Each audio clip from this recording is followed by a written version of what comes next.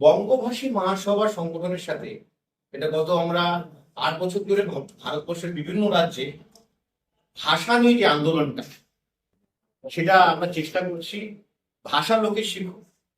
এছাড়া বাংলাকে ক্লাসিক্যাল ল্যাঙ্গুয়েজের দরজায় নিয়ে যাওয়ার আমাদের সংগঠনের একটা আলাদা ভূমিকা আছে।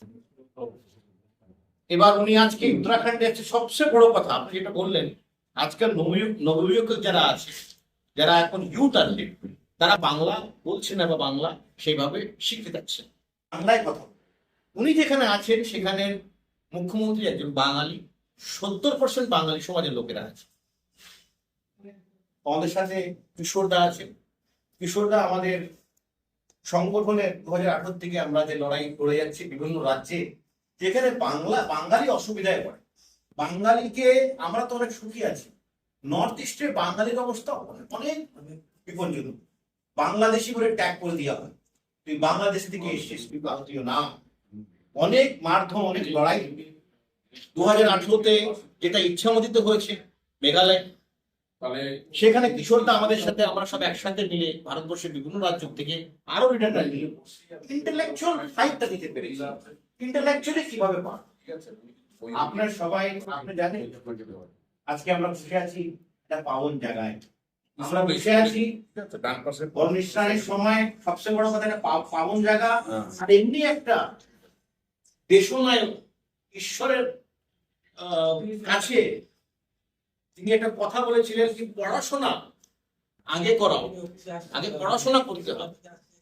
গুরুচান আমাদের শ্রদ্ধেয়,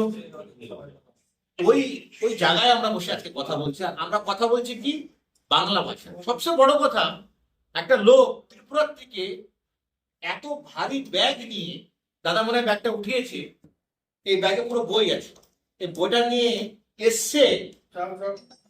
আমার উত্তরাখণ্ডের বাঙালি ভাই বোনেরা বাংলা শিখুক, সেই ইচ্ছা। এটা কিন্তু অনেক কিশোরদা, যিনি মালার আমাদের একজন দাদা, আজকে পার্টিতে একটা খুব ভালো পজিশনে আছে দিল্লিতে, উনি ওনাকে নিয়ে এসছে বাহক হিসাবে, যে আমরা যেন বাংলা শিখতে পারি। আশা করি বাংলার যে আমাদের যে সৌন্দর্য, যে ভালোবাসা, এটাকে আরো বেশি প্রেমটাকে বাড়াবো।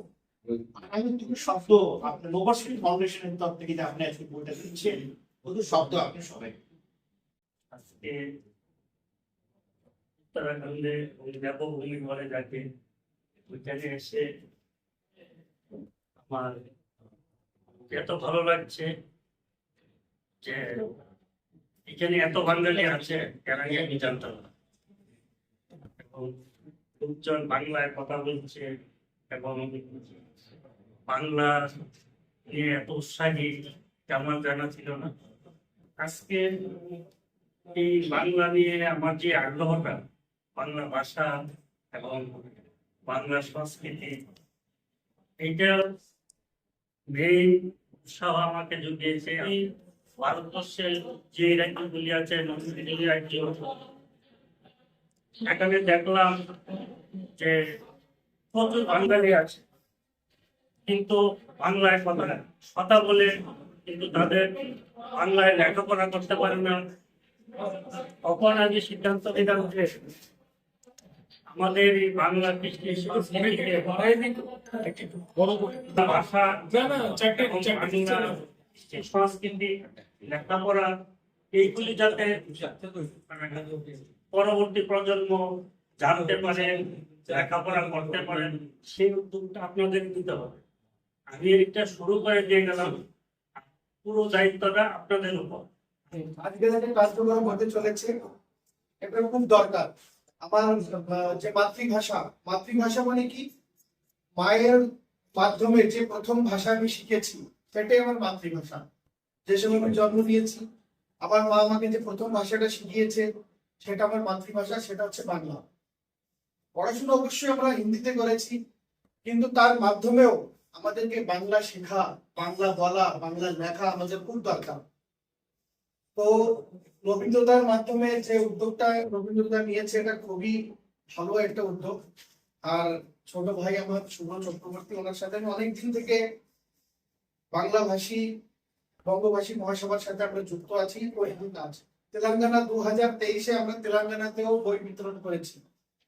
মহারাষ্ট্রে 2024-এ চন্দ্রপুরে ওখানে আমরা বিতরণ করেছি। তো আমাদের ইচ্ছা এই কি আমাদের যে প্রজন্ম তারা যেন বাংলা লিখতে পারে, বাংলা শিখতে পারে, বাংলা বলতে পারে, বাংলা পড়তে পারে, এই উদ্দেশ্যেই আমরা এগিয়ে যাচ্ছি। আর আমার তো অনুরোধ, আপনি তো আপনারা চেষ্টা করেন, আর আমার অনুরোধ, আমরা এখানে যারা রয়েছি তা আপনারা সময় পেয়ে যদি চেষ্টা করেন তাহলে এই বাংলা থেকে পুনরায় লোক আমাদের শিক্ষিত ছেলে নিতে চাচ্ছে না।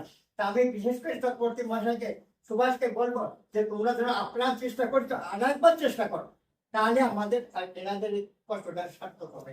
ভাষাকে বিস্তার দেওয়ার জন্য আমাদের যেখানে নন বাঙালি বসতি বাঙালিরা আছে তাদের মাধ্যমে আপনি বই বিতরণ করতে আসছেন, তার জন্য আপনাকে অশেষ ধন্যবাদ। যে আমরা এখানে অনেকদিন ধরে চেষ্টা করছি যে প্রাইমারি স্তর থেকে যাতে বাংলা ভাষাটা লাগু করা হয়। আমাদের যেখানে যেখানে আমাদের স্কুল বাঙালিরা সঞ্চালিত করে তাতে বাংলা ভাষাটা করে প্রচার প্রসার হোক, তার জন্য আমরা চেষ্টা করি। আপনার কাছ থেকে অনুরোধ করেছি যে কিছু বই আনে দিন, যে আমরা সেসব স্কুলে যাতে দিতে পারি।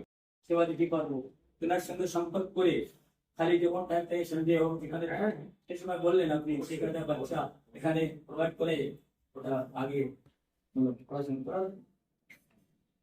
আর বিশেষ করে দাদাও বলে সবাই বলতো যে বাড়ি থেকে শিক্ষা করতে হবে। আমরা যখন চিন্তা করে এখানে পড়েছি সাইকেল আসতে বাংলা ছিল, আমারও সাবজেক্ট ছিল সাইকেল হাই স্কুলে বসে, তারপরে চেঞ্জ হয়ে গেছে। তো প্রথমে কলেজে ছিল শিক্ষক না থাকার কারণে আমাদের ছেলেমেয়ে বাংলা ইংলিশ মিডিয়াম পড়েছে, কিংস পাবলিক স্কুল ইংলিশ পড়েছে, বাংলা যেহেতু এখন আমাদের এই বর্তমান যে পিড়ি খুবই কম বাংলা জানে, সেজন্য আপনারা যে ক্লাস করছেন সবাই মিলে ক্লাস করলে তারপর আরো আগে বাড়বে। আর বলছি আর বাঙালি যে স্কুল কলেজটা আছে আমাদের তাদের সঙ্গে সম্পর্ক করে ওখানে একটা বাংলা শিক্ষা দিয়ে একটা সাবজেক্ট বাংলা ভাষা যিনি ভাষার জন্য স্কুল খোলার জন্য নিজের এক মানুষের জীবন ছোট লাইফ হয়, আমরা 5টা 10টা স্কুল খুলতে পারি, উনি 1951টা স্কুল খুলে গেছে। আর বাংলা ভাষার প্রতি ওনার অদম্য ছিল যে সবাই পড়ুক, সবাই পড়াশোনা করুক, শিক্ষিত হোক। উদ্দেশ্য কি থাকবে আমাদের, আমরা বাঙালিরা আমরা কি করে শর্ট দেব।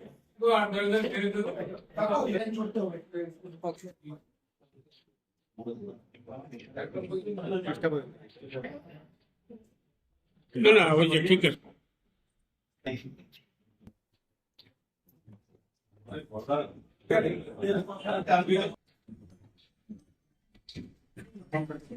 দশটা স্কুলে তখন